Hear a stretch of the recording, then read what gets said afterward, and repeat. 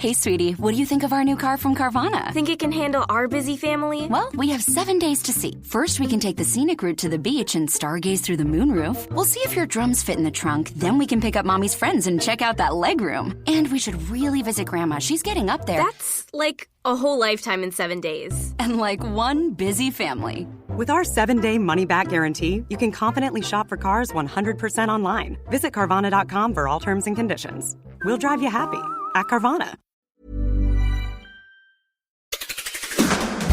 7 things you don't really need to know, but probably should. I'm Ciara Revin, and this is the Sunday 7. On this week's Sunday 7, we hear the latest on vaccine technology. Will Guyatt does a deep dive into data breaches. We get what might be good news on the Amazon rainforest and hear about the risks to pregnant women from extreme heat. But first, on this day in 1960, the world's inaugural two-way telephone conversation by satellite took place. It was made possible by the use of a satellite balloon known as Echo 1. 7. Since World War I, Portondown, near the picturesque town of Salisbury in Wiltshire, has been one of the British government's most important secret locations. It's there that the Ministry of Defence has its Defence Science and Technology Centre, which surely is full of James Bond-esque gadgets, and the UK Health Security Agency's research facility. Salisbury also became famous as the site of a Russian chemical weapons attack on British soil, as former double agent Sergei Skripal and his daughter Yulia were poisoned by the Novichok nerve agent.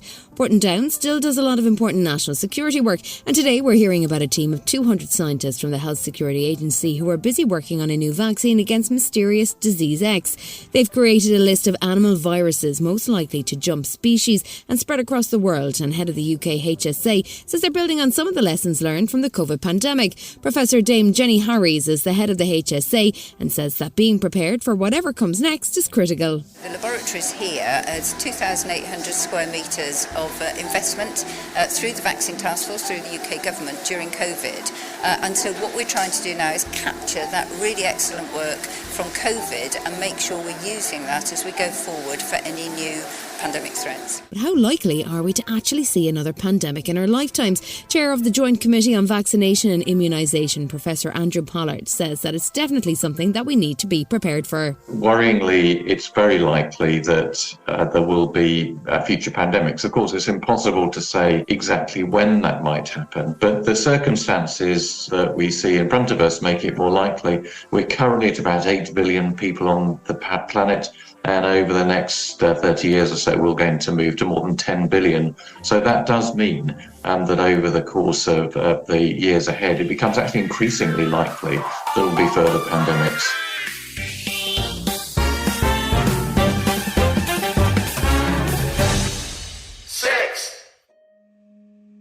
We've heard a lot recently about global warming, and we've seen historic heatwaves grip both southern Europe and the United States. And if things continue the way they are, it seems that extreme heat is something that we're going to have to learn to cope with. But what are the risks associated with that kind of heat? And do they affect some people more severely? One of the areas where there's relatively little research is on pregnant women. They're usually excluded from general studies for ethical reasons, but evidence from California suggests that extreme heat may have a negative effect on the maternity process. Professor Kevin Sinclair is a professor of developmental biology at the University of Nottingham School of Biosciences, and he thinks it's time that the effect of heat stress on DNA be examined more closely. He's on the line to tell us more. So what kind of impact do we think that this extreme heat is having? Women that are in later stages of pregnancy obviously feel very hot anyway, and so they're very sort of sensitive to elevated temperatures. But in actual fact, the earliest stages of pregnancy, that is just before, around the time of conception, and for the first couple of weeks after conception, this is the stage of human development which is most vulnerable to external environmental factors, and that includes elevated temperatures. And we know that from studies that have been done in animals, but also some studies that have been carried out in humans, that there's an increased risk of early pregnancy failure due to acute heat stress during that stage of pregnancy. I understand that you're looking at the possible effects on the babies and even the next generation. Could you tell me a bit about that? So that's a little bit speculative at this stage. There isn't any hard evidence to support that. However, there are other situations where there is evidence that events that occur around the time of conception, and that could be parental malnutrition, so that could be poor diet on the part of the mother, but also poor diet on the part of the father, that can have a long-term effect in terms of the health of the child, of the offspring, but also potentially of the grand offspring, the grandchildren. Also, other environmental factors like exposure to environmental chemicals such as alcohol consumption and cigarette smoking during early pregnancy. These are other factors that have known to have sort of longer term effects. With ill health, what kind of effects might we be looking at? So what we're looking at is a group of illnesses which are often referred to as non-communicable diseases. And these are illnesses like hypertension, high blood pressure, which can increase the risk of having coronary heart disease or a coronary event. Also insulin resistance, which is predisposed to type 2 diabetes or non-insulin dependent diabetes. There's also issues around renal function as well. So these are all diseases which are non-communicable. They're not passed on from one individual to another, but they are, can be affected by lifestyle. But there's strong evidence that also how you developed as a baby can predispose you to some of these disorders in later life. I'd imagine there'll be mothers around the world who are concerned about this. Is the research also looking at ways individuals can mitigate the risk? As a consequence of the work that we've been doing, we're hoping, one of the things we can do is from looking at some of the differences in gene expression that we might actually see in some of the work that we're doing, we might be able to map that to other species that are better adapted to hotter climates than we are ourselves. But there's also quite a lot of variation among humans as well, because obviously there's people that live in hot, arid areas or humid conditions. And so they're likely to be better adapted to those conditions than those of us that live in sort of more temperate conditions like here in the UK. And what are the aims of the study? We're really trying to get a proper understanding of what is actually going wrong at the cellular level. The embryo, we know that the early embryo is very vulnerable to heat. So we're trying to sort of get a better handle on what's actually going wrong and what actually we might be able to do, to assist people during these difficult periods of elevated temperatures.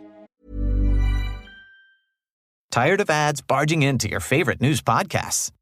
Good news. Ad-free listening on Amazon Music is included with your Prime membership.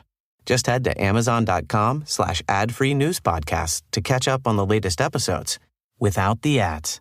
Enjoy thousands of Acast shows ad-free for Prime subscribers. Some shows may have ads. Still to come on the Sunday 7, there's some good news for the Amazon rainforest, and a Dublin University digs deep for energy.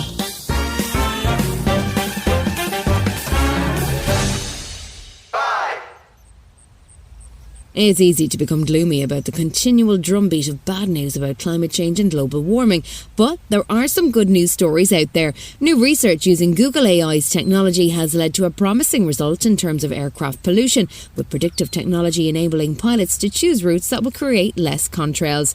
Those trails across the sky, so beloved of conspiracy theorists, are actually pretty major contributors to atmospheric pollution, so it's good news that better route planning could reduce their impact. There was good news this week for the Amazon rainforest. The world's most critical carbon sink has been under massive pressure from deforestation, but since Brazil's change of leadership, the pace of damage has slowed. This week saw 8 South American countries gather to focus on what the best next steps to protect the rainforest might be. Brazil's Foreign Minister Mauro Vieira says that the new alliance can have a real impact. No. It will not divide the region. There has been an agreement, and in the end, there has been an understanding on the issue of deforestation. Christián Samper, Managing Director of the Bezos Earth Fund, says it's a really important step made possible by Brazil's new president. Well, certainly President Lula has made environmental issues one of his top priorities, and he has pledged to stop deforestation in the Amazon by 2030. I just had an opportunity to review the preliminary data for the first 6 months in office, and the early results are very encouraging, with the rate of deforestation in the Amazon down by more than 40%.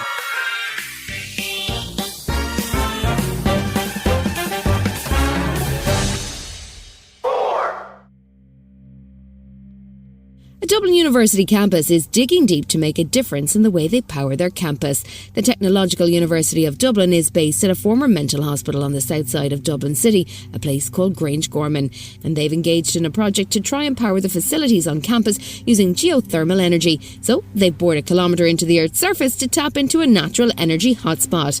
Mark Geraghty is the Environmental and Sustainability Manager at TU Dublin, and he says the discovery of a natural hotspot beneath campus has huge potential.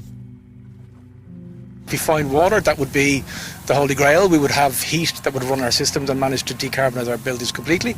If we don't find water, we can still use a closed system whereby a liquid would be put down through our different boreholes. That heat is gathered at a kilometre or 2 kilometre depth, and that heat would come up to help service our borders. It could cost up to €14 million to complete the boring project, but the aim is for the university to cut its greenhouse gas emissions by up to 50%. And Minister for the Environment, Eamon, is enthusiastic. It's consistent, reliable. Once you've built the original drill hole and pumping equipment to get hot water out, it runs for 60 years. It doesn't stop. Still to come on the Sunday 7, Will Guyatt dives into data breaches and we meet an AI music producer. Right after this. Welcome back.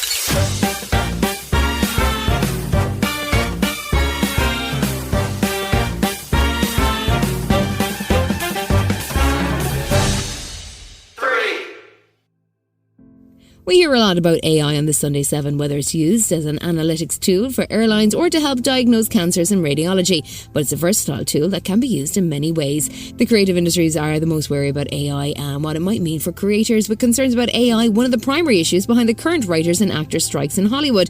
It's not all negativity though, with some creative individuals starting to put AI to new uses in creating interesting and different cultural experiences.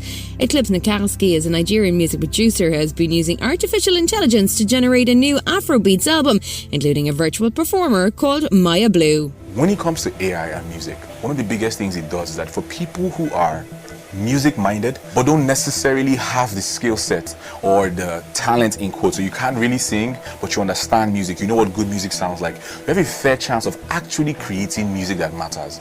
And that's a new kind of artist. And I think that this doesn't take away from what other people are doing. What it's doing is empowering even more people.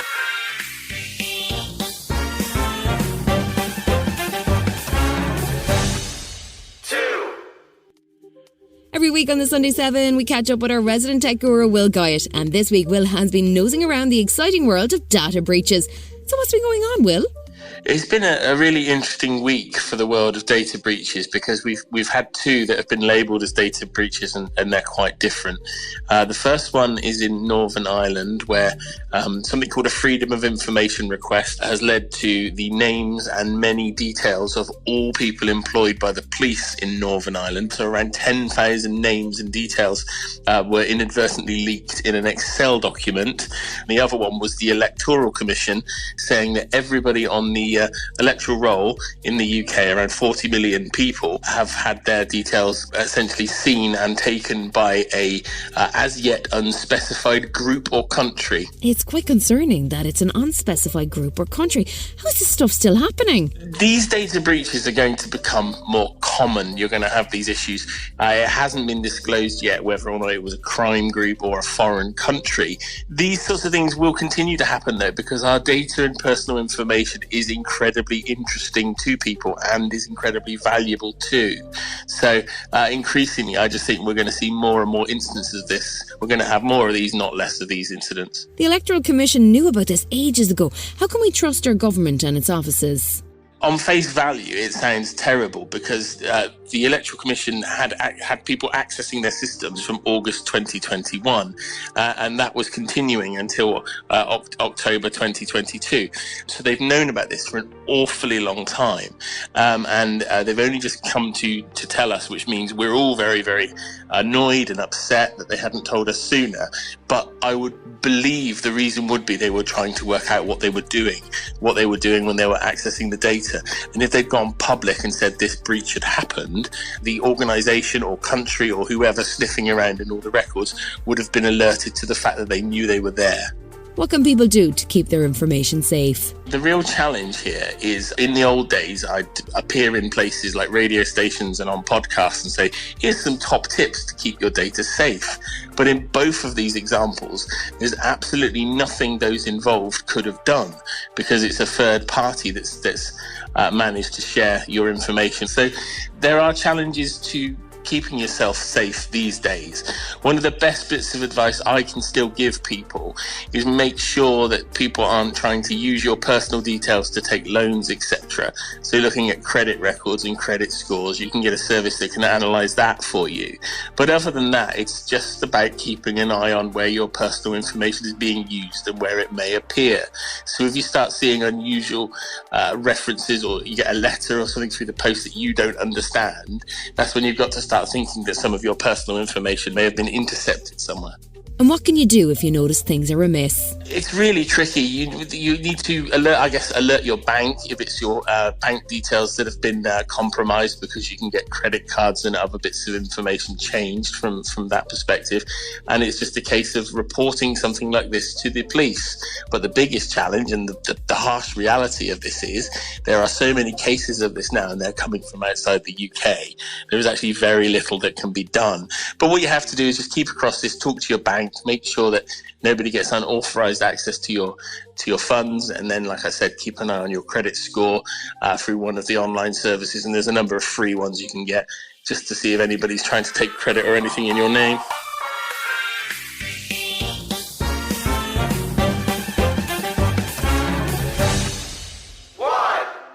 You may find the world of crypto confusing. It's often hard to tell which coin is which and what the financial principle behind it is. Now, there's a new type of crypto and it's promising a different kind of security. Famously, with cryptocurrency, you need to have your password to access your funds, and if you lose or misplace your password, then your funds are irretrievable. But now the CEO of OpenAI is introducing a new form of ID for his cryptocurrency WorldCoin, and that's your eye. He's really using the I in AI.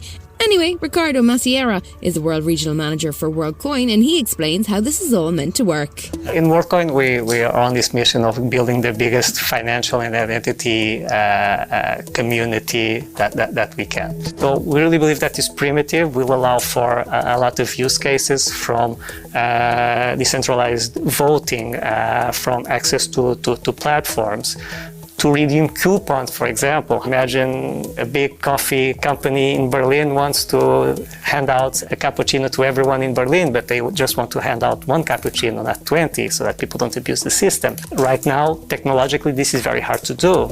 The principle is that your eye is unique and it allows anyone anywhere to verify their identity, but it also comes with huge data issues. And in some of the trials markets, including Kenya, where 400,000 people have signed up, there are big questions about how their data is managed. Its activities have been suspended now in Kenya, and as it's a German company, the Bavarian State Office for Data Protection has begun an inquiry. Michael Will is heading the investigation.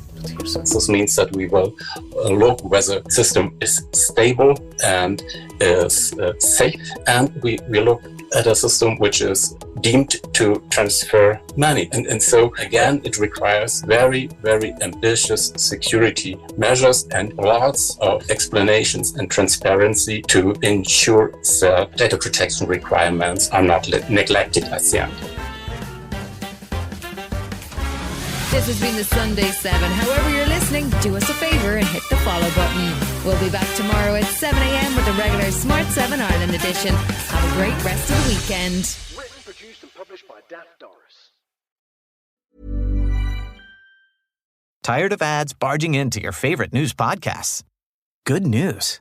Ad-free listening on Amazon Music is included with your Prime membership. Just head to amazon.com/ad-free news podcasts to catch up on the latest episodes without the ads. Enjoy thousands of Acast shows ad-free for Prime subscribers. Some shows may have ads.